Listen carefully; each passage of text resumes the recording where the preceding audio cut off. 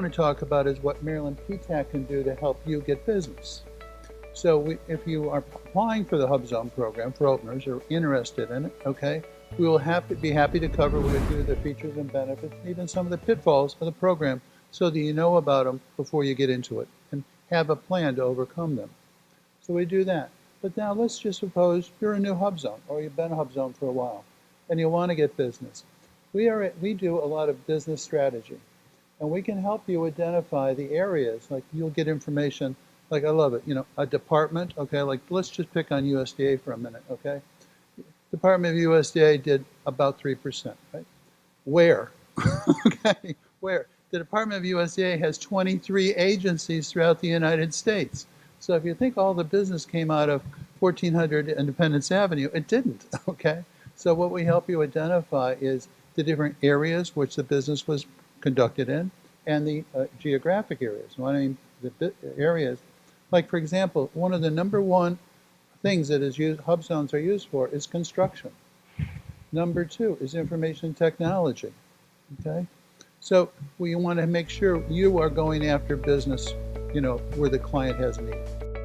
There are really a couple things. So again, this is a contracting program. It's not a business development program. And so the whole idea is to stimulate more contract opportunities for HUBZones, participating businesses. And we do it through the set-aside. And like I said, we have a 3% goal for all HUBZone contracts, and that's consistent in statutes every year that way.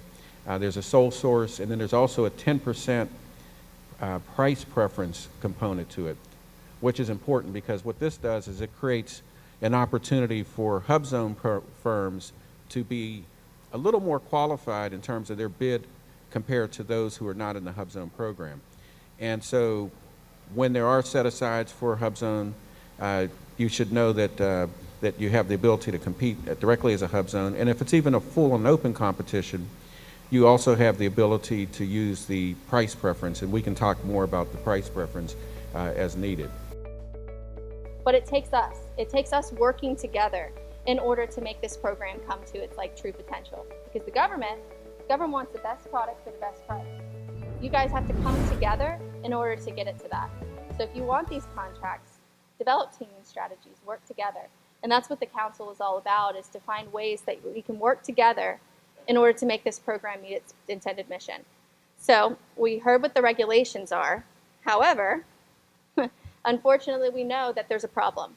There's a problem. They've never met their goal. And I know a lot of the companies in here, and it's not because the companies lack capacity. It's not because there's not enough HUBZone companies. And it's not because, now the maps are frozen. The HUBZone Council was actually instrumental in that, because of the fact that we realized that something was wrong, we came together, and we fought it. So change is possible, but we all have to be coming together. When you stop pointing the fingers that government agencies just have to meet their small business goals, or small businesses need to do this, and they need to respond to RFIs, we need to respond to sources sought. We've all heard it. There is a problem, and the acquisition process is a large portion of that problem. So how do we fix it? So we are an advocacy group, but we also focus on education and awareness. We look at ways that will strategize in order to assist you with actually receiving contract awards, because what good is a certification if you don't make any money out of it? It doesn't help anything.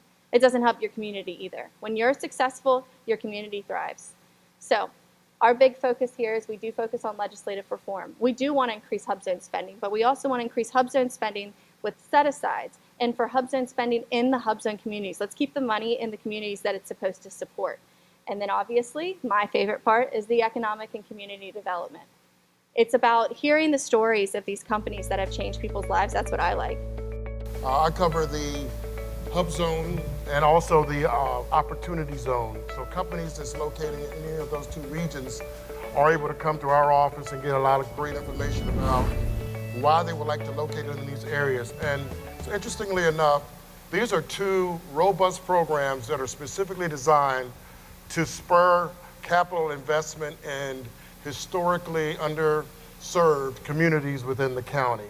And so what we did was we partnered with a private office developer who has actually created a HUBZone incubator of sorts, or accelerator, where companies can go in and have that support, have that ecosystem, have an opportunity to meet with consultants when they come in, do training programs and whatnot, That is located at 9658 Baltimore Avenue. And as I understand it today, I actually met some companies that since that was created have located in there and they've occupied space. That's a good place for you to start if you don't have a location. So if you're looking for a location, if you're looking for support from an economic development agency for HUBZone companies, if you're looking for incentives, because our agency also has incentives, albeit tax credits, grants, or what have you, to help your businesses to grow and expand. We have a $50 million incentive fund to help companies to grow and expand and to fill gaps in case you need money to grow your company.